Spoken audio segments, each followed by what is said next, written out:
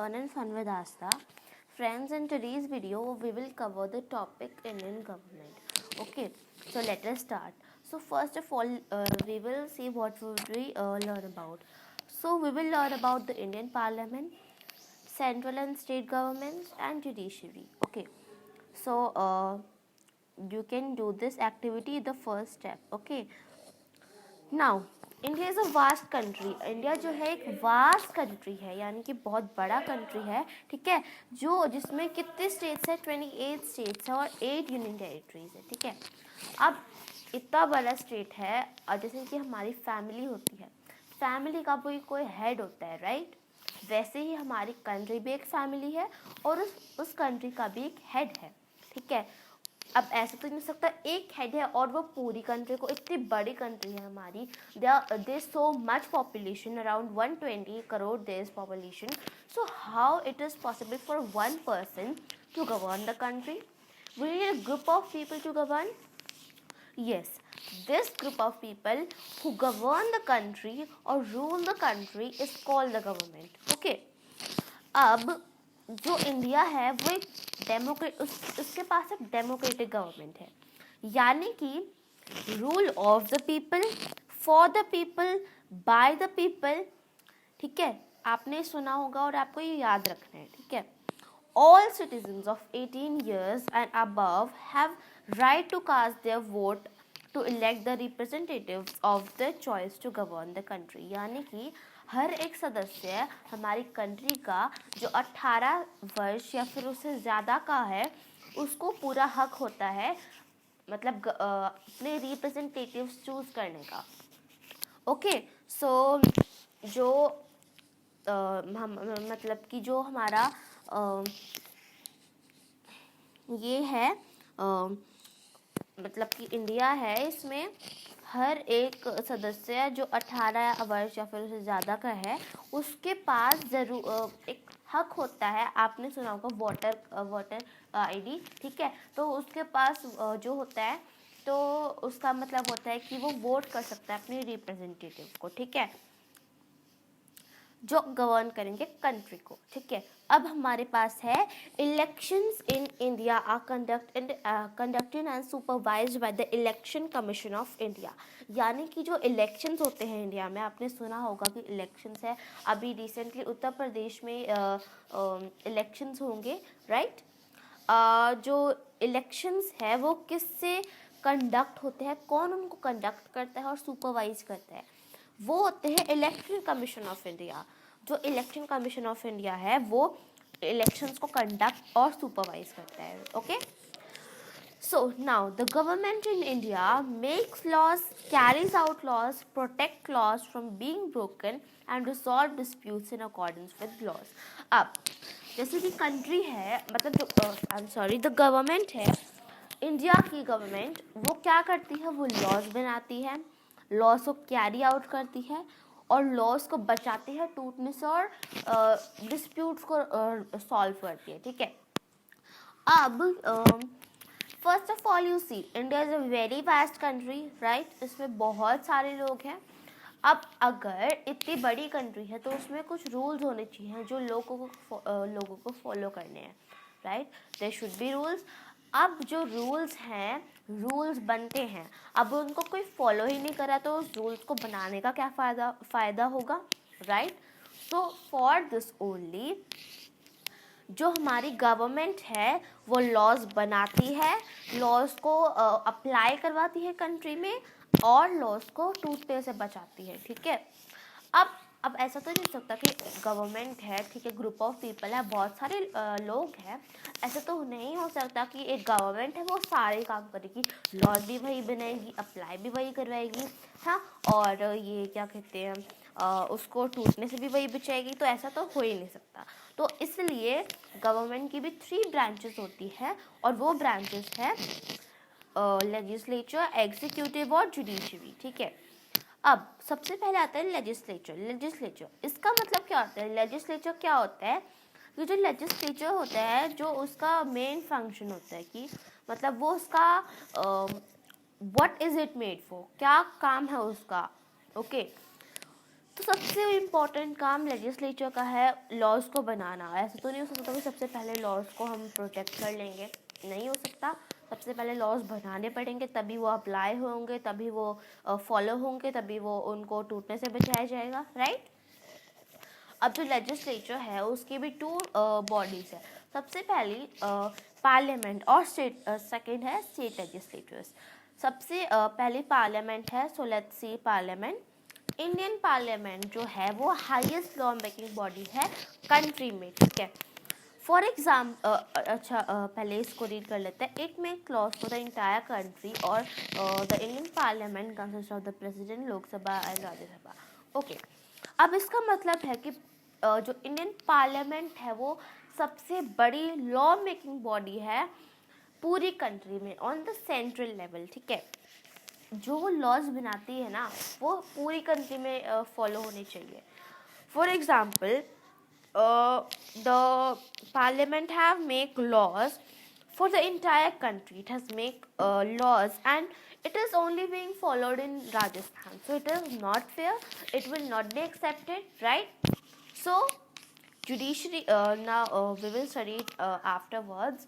So अब ऐसा तो नहीं हो सकता, जो पार्लियामेंट लॉज बनाती है वो सबको फॉलो करने पड़ते हैं, ओके, पूरी कंट्री को फॉलो करने पड़ते हैं। अब जो पार्लियामेंट है उसके भी 3 पार्ट्स होते हैं, प्रेसिडेंट, लोकसभा और राज्यसभा। जो प्रेसिडेंट होता है, सबसे पहला है प्रेसिडेंट। प्रेसिडेंट जो होता है वो हेड होता है हमारी कंट्री का, यानी कि वो फर्स्ट पर्सन होता है हमारी कंट्री का, ये हमें सबको पता है। और जो ही or she is elected by members. अब आपने कहीं सुना है कि हम प्रेसिडेंट की इलेक्शंस के लिए जा रहे हैं? नहीं सुना। Why? Because we do not elect for the president of India. Okay. हम इलेक्ट नहीं करते हैं प्रेसिडेंट को, we elect for the prime minister, for the leaders, okay, for these people, okay. Now the for the members of Lok Sabha, Rajya Sabha, okay, for like this. Now जो president होता है वो जो इलेक्ट होता है वो लोकसभा के मेंबर से, राज्यसभा के मेंबर से, और जो स्टेट लेजिस्लेटर होता है, लेजिस्लेटर असेंबलीज, उनमें से जो लोग होते हैं, मेंबर्स होते हैं, उनको वो इलेक्ट करते हैं प्रेसिडेंट को, ओके। वो कितने साल के लिए इलेक्ट होते हैं? He or she is elected for a term of 5 years, यानी कि वो जो प्रेसिडेंट होता है, first of all they will be election, then after 5 years they will be another election for the president, okay. अब ये 5 years के लिए इलेक्ट होता है for term of 5 years। It is very important, you must remember it, okay. Now Lok Sabha is the lower house of the Indian Parliament. It consists of representatives who are directly elected by the people. Being composed of the representatives of the people, it is also called the House of the People. Currently, it consists of 545 members. The members of Lok Sabha are elected for a term of 5 years. Okay. Lok Sabha जो होती है वो lower house होती है हमारे Indian parliament का, ठीक है। लोकसभा क्या करती है, वो सेंट्रल लेवल पे होती है और राज्यसभा स्टेट लेवल पे होती है। अब जो लोकसभा होती है उसमें जो रिप्रेजेंटेटिव्स होते हैं, मेंबर्स जो होते हैं, वो हम इलेक्ट करते हैं, ओके। और जो मतलब कि जो लोकसभा होती है उसमें अभी करंट उसमें 545 मेंबर्स है, लेकिन but generally there are 552 members, okay. You can write it on a page, okay. It is a very important thing, okay. You must remember this thing. There are generally there are 552 members, 552 members in Lok Sabha, ठीक है। अब जो लोकसभा होती है वो उसमें जैसे लोकसभा के इलेक्शंस अभी हुए, फिर 5 years के बाद होंगे। जैसे प्रेसिडेंट के होते हैं वैसे ही लोकसभा के होते हैं, okay. Now there is Rajya Sabha, here comes Rajya Sabha.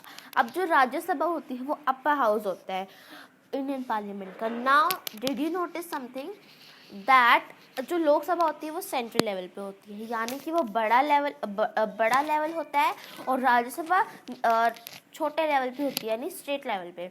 लेकिन इनको जो नेम्स दिए हुए हैं इनके अनदर नेम्स हैं, लोकसभा का लोअर हाउस और राज्यसभा का अपर हाउस। ठीक है, तो लोकसभा होती है वो बड़े लेवल पे होती है, तो उसको लोअर हाउस बोला गया है।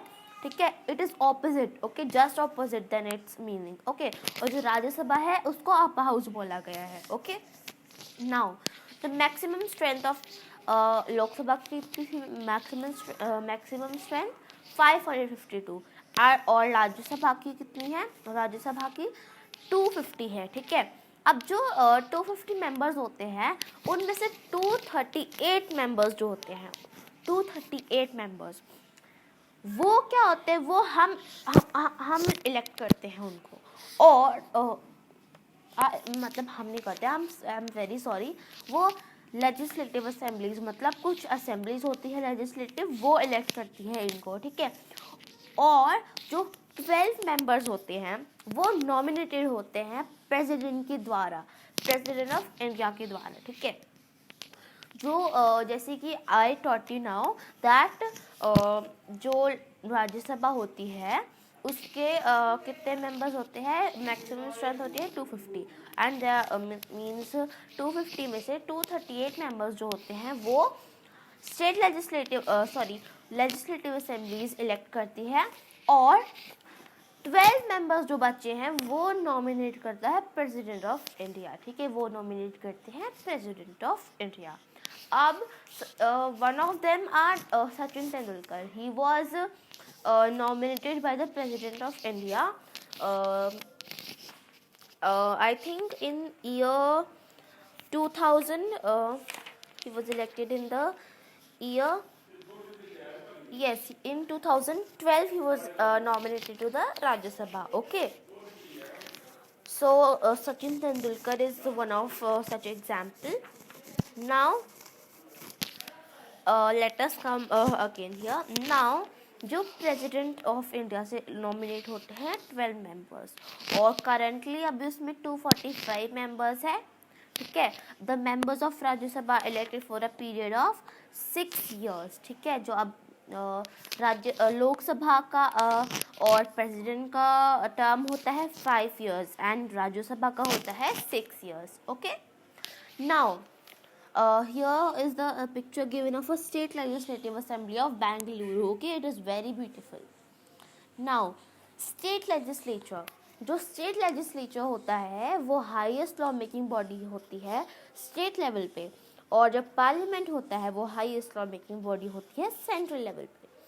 अब द लॉज मेड बाय, अब ये जो लॉज इनके द्वारा बने जाते हैं स्टेट लेजिस्लेचर के द्वारा, वो सिर्फ स्टेट में ही फॉलो होते हैं। ठीक है, that are followed by the respective state, okay.